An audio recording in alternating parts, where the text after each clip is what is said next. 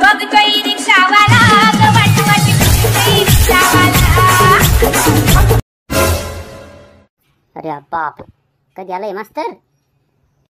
इथं तर तमाशा सुरू आहे. खरे पिंट्या, ही शाळा आहे का काय? तू तर खुशाल तमाशातल्या सारखा नाचू राहिला ना. मी अडावला दिक्कर तू. सर, माझ्या बापान मला सांगितले, जेव्हा पण तुम्ही टेन्शन मध्ये असता तेव्हा असं खेळत राहिलं पाहिजे, म्हणजे टेन्शन आहे ना आपोआप कमी होतंय. तो बाप तर मॅडच दिसतो मग. आणि तुला कशाच टेन्शन आहे पण? हा, लोकांच्या तेरवीच्या कार्यक्रमात ढोपरं भरोस्तोवर खाणारा तू, आणि तुला कसं टेन्शन आहे रे? बाई, अरे बाप रे बाप, काय बेइज्जती रे ही. न मारता त्या तोंडात 2-4 झापडा मारल्यासारखं झालं आता हे. तुला काय इज्जत आहे का पिंट्या? सांग ना, कशाचं टेन्शन आहे तुले? लय मोठं टेन्शन आहे मले. हो, नुसतं टेन्शन आहे. कशाचं पण? ही पिचकांडेल तोंडाची मोनिकी आहे ना, काल ही ना लाडक्या बहिणीचे 1500 रुपये आले, तर माझ्या घरापुढं 500-500च्या 3 नोटा हातात घेऊन नाचत होती. मग माझ्या बापाने ना मला कुत्र्यासारखं मारलं. माझा बाप म्हणी, नुसता वंशाचा दिवा आहे, पण एक फुटकी कवडी कमवत नाही. मग तुम्ही सांगा, टेन्शन नाही येणार तर काय येणार आहे हो?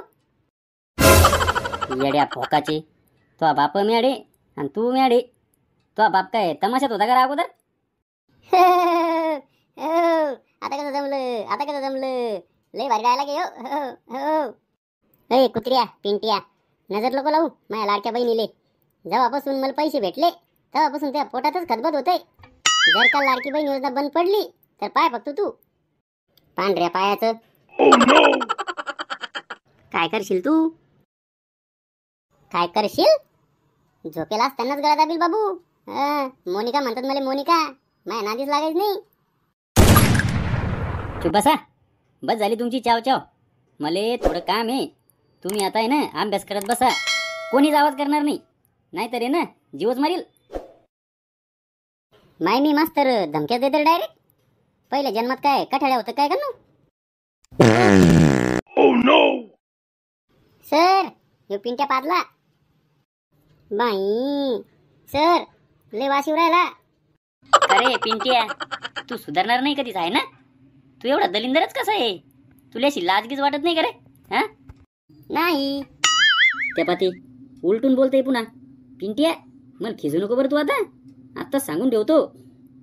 हो मास्तर, जास्त बोल नका. तुम्ही खिस्ताच काऊन पण? खिस्ताच काऊन म्हणजे? तुला वर्गात बसल्यावरच पाहतो येतो काय रे? हा, तो गिअरबॉक्स काय ढिल्ला काय? सगळा वास सोडला येड्या आवला तिनं. बाई, पण हिच्यात माही चुकीच काय आहे? चुकी? अरे तू जन्माला आला ही सगळ्यात मोठी चुकी तुई. अरे तू कधीही पाहतो ना रे, आणि वर्गात बसली की जास्तच कर तू. बंड्या, मला आवर रे तू आता. या मास्तरचं जास्तच उरायला बरं दिवसांदिवस. त्याचं काय तुम्हाला सांगू का? आजा होता ना कोंडीराम धोंडीराम सोयरीक मोडे. मी लहान असताना माझ्या मला एक गोष्ट सांगायचा.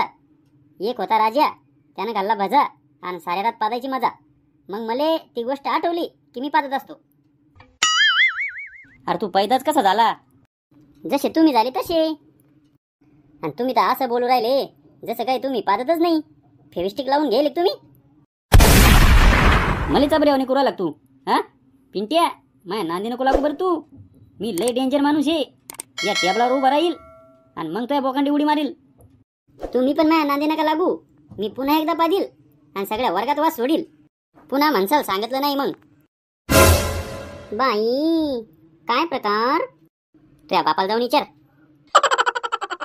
आता एवढ्या वेळेस सोडतो तुले, पुन्हा पाच फक्त, मग सांगतो. काय सांगता तुम्ही? तुम्हाला सांगतो, पादना हा प्रत्येक भारतीय नागरिकाचा मूलभूत अधिकार आहे. आणि आमच्यापासून तो कोणीच हिरावू घेऊ शकत नाही, कोणीच नाही. आणि ती ना काळाची गरज आहे. That is a necessary and that is a need. So don't underestimate power of the common man. आणि तुम्ही एवढे बोलू राहिले जसं काय तुम्ही कधी पादलेच नाही. त्या दिवशी शाळा सुटल्यावर गाडीवर बसता बसता पादले नव्हते तुम्ही, आणि मला सांगून राहिले. मला पाहिजे फक्त बायको.